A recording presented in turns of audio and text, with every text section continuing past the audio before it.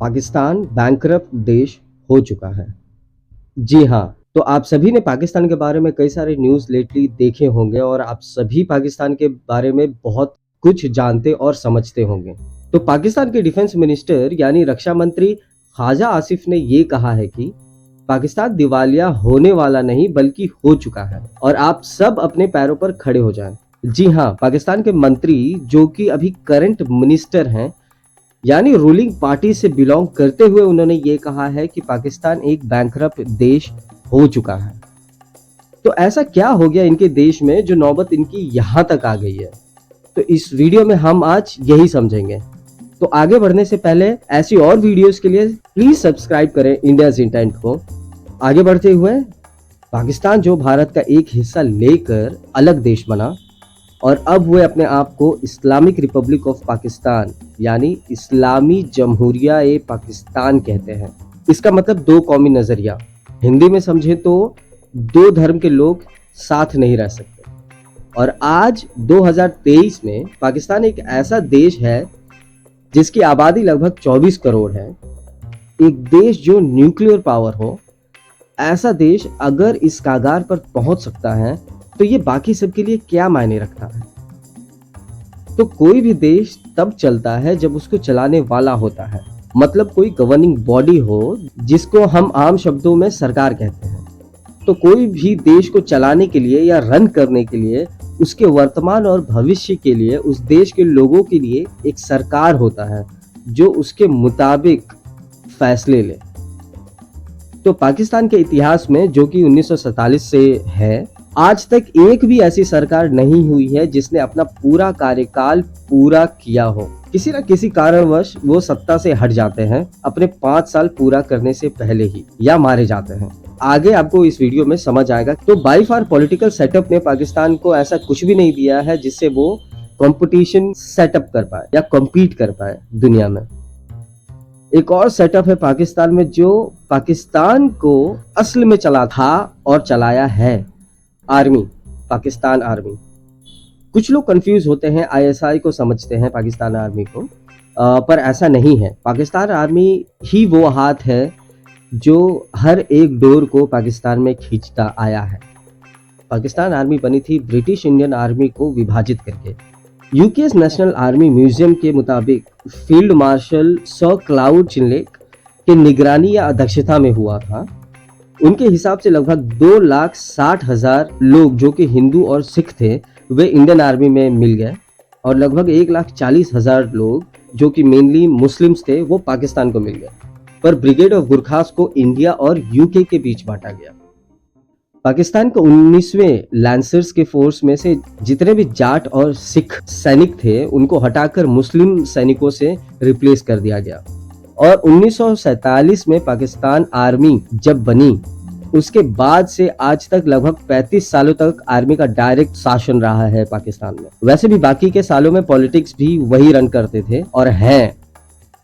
अभी तक आर्मी की तरफ से 3 बार डायरेक्ट तख्ता पलट किया जा चुका है, जो कि 58 से 1971 तक का पहला सत्र था। दूसरा तख्ता पलट 1977 से 1988 तक था। तीसरा तख्ता पलट 1999 से 2008 तक का था और 2 बार इनडायरेक्ट कू भी हो चुका है।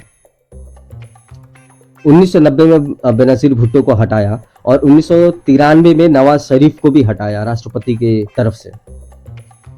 और ये तो 5 सक्सेसफुल प्रयास थे, इनके 3 असफल प्रयास भी रह चुके हैं। पहला 1951 में रावलपिंडी कॉन्स्पिरेसी हुई थी जिसमें मेजर जनरल अकबर खान की तरफ से कॉन्स्पिरेसी की गई थी। एक कॉन्स्पिरेसी 1980 में थी जिसमें मेजर जनरल तजामुल हुसैन मलिक जियाउल हक को पाकिस्तान डे के दिन मारने की प्लानिंग की थी। 1995 मेजर जनरल जहीरुल इस्लाम अब्बासी ने बेनजीर भुट्टो को बाहर करने की साजिश रची थी जो कि फेल हो गया था।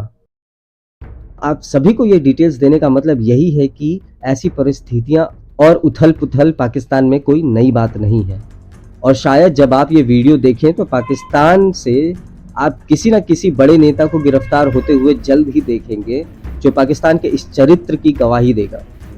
सो the bottom line is Pakistanis are not capable of solving this problem, क्योंकि ऐसी समस्या पाकिस्तानियों ने आज तक नहीं देखी होगी, जो कि इकोनॉमिक क्राइसिस, और क्राइसिस भी ऐसी जो फिलहाल पाकिस्तान को IMF के 23वें प्रोग्राम में धकेल दिया है।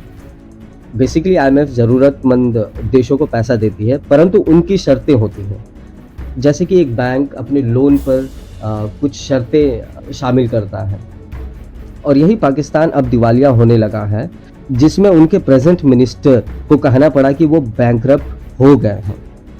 तो दरअसल वो ख्वाजा आसिफ हो या कोई और पाकिस्तानी हो, वो आज के समय में 2023 में ऐसा क्यों बोलेगा। देखिए, इस समय पाकिस्तान का फॉरेन रिजर्व एक्सचेंज जो है वो लगभग 3 अरब से 5 अरब के बीच में ही है। वो भी उन्होंने किसी ना किसी देश से लेकर अपने अकाउंट में स्टोर करके रखा हुआ है। तो पाकिस्तान की एक देश के तौर पर अपनी कोई भी ऐसी इनकम का या आमदनी का ऐसा कोई भी स्रोत नहीं है जो इनके बिजनेस में महत्वपूर्ण भाग रख सके और इनके अर्थव्यवस्था को संभाल पाए। देखिए, पाकिस्तान के कई सारे गंभीर समस्याएं हैं जो उन्हें आने वाले भविष्य में और भी बर्बादी के कगार पर ला सकता है। सबसे पहला, महंगाई, जो दिन पे दिन बढ़ती ही जानी है, क्योंकि ये IMF के प्रोग्राम के अंडर है। तो IMF ने ही पाकिस्तान में चीज़ों के रेट्स तय कर रखे हैं, जैसे कि सिलेंडर हुआ और भी आम ज़रूरत की चीज़ें। दूसरा, करप्शन, भ्रष्टाचार हर लेवल पे, हर मुकाम पे भर भर के है।